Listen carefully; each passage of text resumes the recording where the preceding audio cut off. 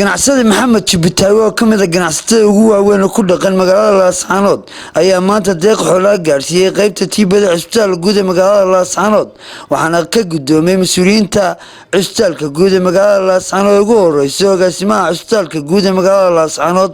iyagoo halkaas uga mahad celiyay sheegeen inay loo baahan yahay in lagu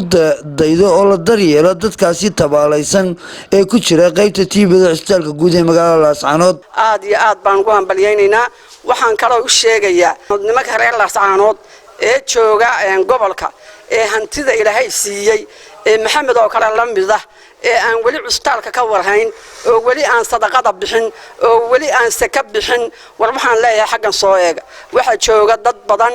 oo muxuu ahaay meel kasta ka yimi gobolka meesha ugu dambeeya ka yimi oo jiifa rag iyo dumar bale u baahan cunto nafaqo leh u baahan muxuu ahaay kaalmo kale waxaan leeyahay maxamed jabutaawi ha ku eegin wardada soo eega oo sadaqaysta dhamaan waxaan ugu baaqaynaa shacabweynaha Reesol meel kasta ay joogaan iyo ganacsatada dadka waxaysta ee dadka walaalahooda ee xanuunsanaya ee halkan ku buka wax tari kara waxaanu ka codsanaynaa inay naga caawiyaan wax kasta dadkan u baahan yihiin dadkan halkan ku haynaahay meel kasta ka kaliya yimaadeen dadka reer Laascaanood waxaan ku boorinayaa inay isbitaalka qaybta TB-da ugu jilicsan inay ogaadaan waxay u baahan yihiin xoolo ay u qashaa xoolo loo qalo waxay u baahan yihiin raashinku waa ka go'aa kininka hadii raashin ku helin de qofkii waa ma qaadan karo dawadii Haji Maxamed Jibitaawe ayaa isaguna halkaasi ka hadlay isagoo baaq dheer u diray guud ahaanba gobolka Sool qurbajooga ganacsatada iyo waliba cid kasta oo haysata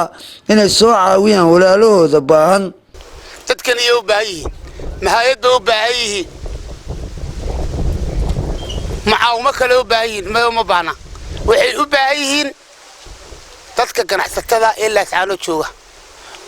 dadku reer Laascaanood markay arkaan wax qabsanayno bay ummadda wax la qabataa war Ilaahay baynu baryeena hay'ad baryeemayno ula qaylo roorayelmayno Ilaahay baa inaga koriyay ilaga hay'ada oo xoolihii dadka u hayna wa shirkadiyan jiyooyadu meeye war kuwii qandaraasadu meeye war ma markaan hunguri isugu faanayno baynu xafladaha isaga faanaa war dadkana la soo caawi oo wax lagu soo celi caalamna u baryeemayno dawladna u baryeemayno wadadka wax ku soo celiya Khad Umar Ahmed warbaahinta dawladda Jamhuuriyadda Soomaaliland Laascaanood.